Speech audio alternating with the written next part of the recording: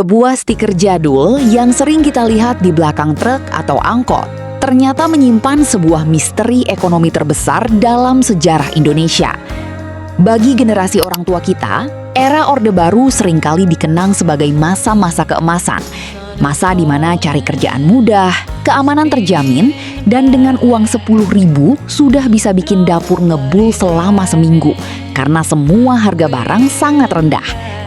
Tapi, di balik senyuman ikonik di stiker itu, sejarah dunia mencatat kenyataan yang berbanding terbalik. Lembaga Pengawas Korupsi Internasional bahkan menempatkan rezim Soeharto di peringkat teratas sebagai salah satu pemerintahan paling korup di abad ke-20. Kontradiksi ini menimbulkan pertanyaan mendasar. Bagaimana mungkin sebuah negara yang mengalami penggelapan dana berskala besar di tingkat elit, tapi rakyat di level bawahnya justru merasa hidup makmur dan sejahtera? Apakah rasa nyaman itu hanya ilusi, atau ini adalah bagian dari taktik politik super jenius dari Pak Harto?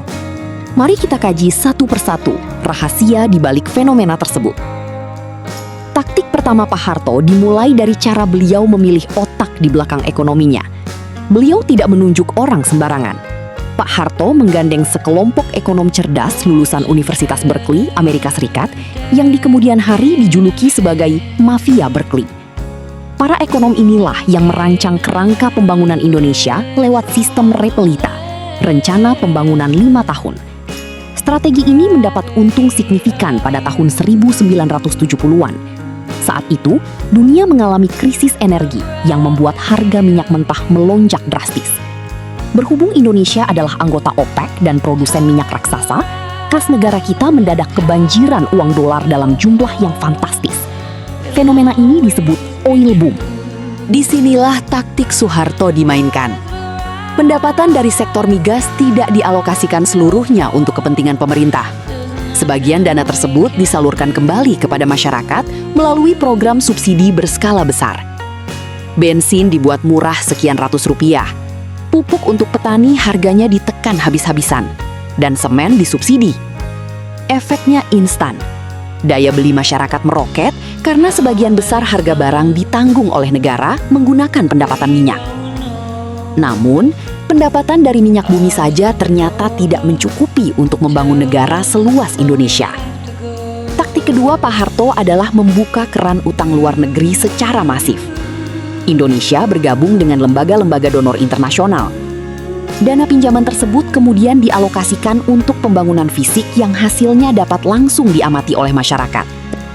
Ribuan sekolah didirikan lewat proyek SD Impres, puskesmas dibangun di setiap kecamatan, dan jalan-jalan aspal ditembuskan sampai ke desa terpencil. Rakyat melihat pembangunan ada di mana-mana, lapangan kerja terbuka luas, dan otomatis mereka merasa pemerintah bekerja dengan sangat baik. Lalu, bagaimana mencegah munculnya protes dari rakyat? Kuncinya terletak pada pemenuhan kebutuhan pokok. Pak Harto menjaga stabilitas harga pangan melalui lembaga Bulog. Pedagang di pasar tidak dapat menaikkan harga beras, minyak, atau gula secara sewenang-wenang. Melalui program intensifikasi pertanian, Indonesia bahkan berhasil mencapai swasembada beras pada tahun 1984. Prinsipnya sederhana. Selama kebutuhan pangan masyarakat terpenuhi dan harga bahan pokok stabil, masyarakat tidak memiliki cukup waktu maupun alasan untuk memikirkan isu politik atau mengkritik pemerintah. Sekarang kita masuk ke pertanyaan utamanya. Kalau rakyat sudah hidup makmur, celah korupsi yang gila-gilaan itu ada di mana? Inilah keunikan korupsi era Orde Baru. Korupsinya tidak dilakukan secara kasar, seperti pejabat saat ini yang tertangkap basah menyimpan sejumlah besar uang cash di rumah.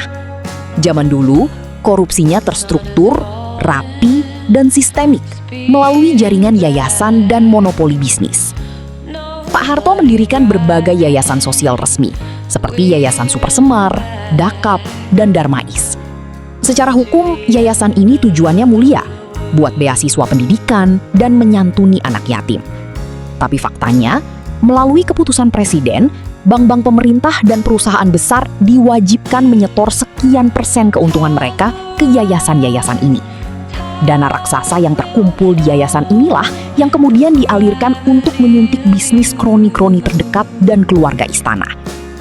Nggak cuma itu, anak-anak dan lingkaran dalam penguasa diberikan hak monopoli bisnis yang luar biasa mewah. Mulai dari monopoli perdagangan cengkeh, pengelolaan hutan, HPH, hingga proyek mobil nasional bernama Timor. Pengusaha lain tidak memiliki ruang untuk bersaing karena seluruh izin eksklusif dikuasai oleh lingkaran istana. Sistem inilah yang membuat kekayaan di tingkat atas menumpuk luar biasa. Sementara di tingkat bawah, semua terlihat rapi karena tertutup oleh tebalnya dinding subsidi dan stabilitas semu. Namun, sistem ekonomi seperti ini punya satu kelemahan fatal. Sifatnya tidak berkelanjutan. Pada masa itu, Indonesia tampak makmur karena membiayai kebutuhan sehari-hari melalui pinjaman luar negeri. Sementara, sumber pembiayaannya bertumpu pada hasil eksploitasi sumber daya minyak bumi yang bersifat tidak dapat diperbaharui. Memasuki era 1990-an, cadangan minyak Indonesia mulai berkurang secara signifikan.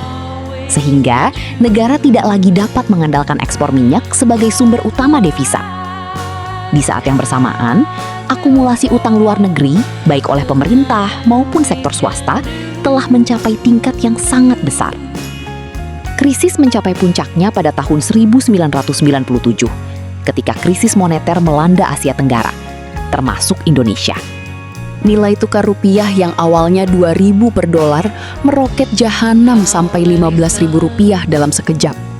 Pemerintah mendadak kehabisan uang tunai untuk membayar subsidi harga barang.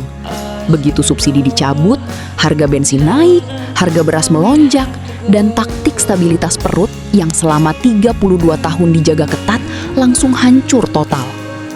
Rakyat yang kelaparan akhirnya turun ke jalan, menuntut reformasi, dan memaksa Pak Harto mundur pada Mei 1998.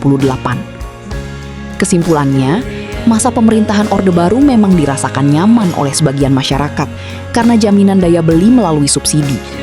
Akan tetapi, kenyamanan tersebut sejatinya bertumpu pada beban utang yang konsekuensinya masih ditanggung oleh generasi saat ini. Bagaimana menurut Anda? Apakah strategi ekonomi Orde Baru dapat dikategorikan sebagai kebijakan yang visioner atau justru sebagai potensi krisis di masa depan? Sampaikan pendapat Anda pada kolom komentar, serta jangan lupa memberikan dukungan melalui like, share, dan subscribe untuk pembahasan sejarah selanjutnya.